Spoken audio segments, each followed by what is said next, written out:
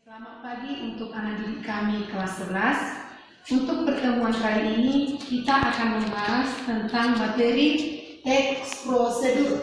Di dalam materi teks prosedur ada 3 poin yang penting kita harus kuasai. Yang pertama yaitu pengertian teks prosedur. Yang kedua, struktur teks prosedur. Dan yang ketiga, kebahasaan teks prosedur. Dari ketiga poin ini kita akan membahas satu persatu.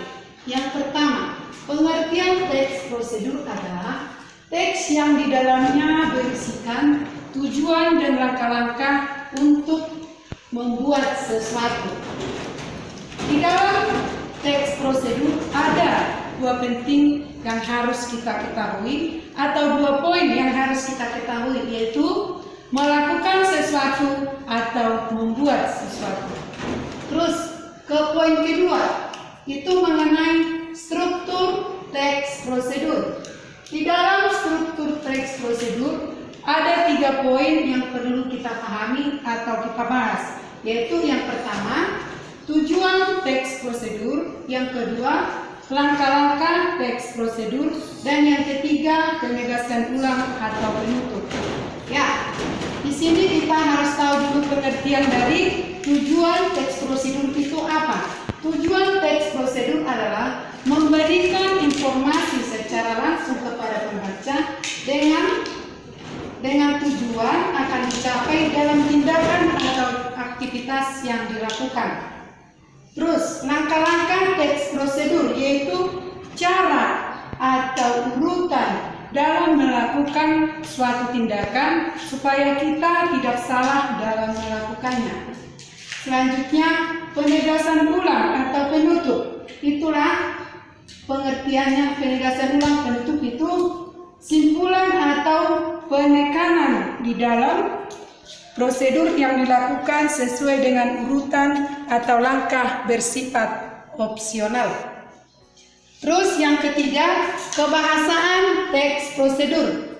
Di dalam kebahasaan teks prosedur banyak menggunakan kalimat imperatif atau kalimat perintah yang diakhiri dengan akhiran kan, i, dan la.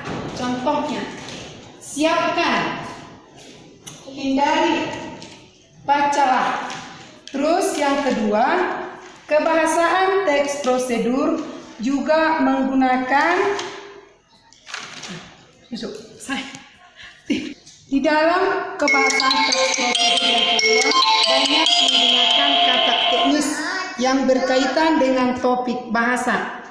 Yang ketiga, menggunakan kata penghubung atau konjungsi, yaitu menjelaskan hubungan waktu dari 2 hal atau peristiwa yang bersifat atau peristiwa yang berbeda serta bersifat kronologis.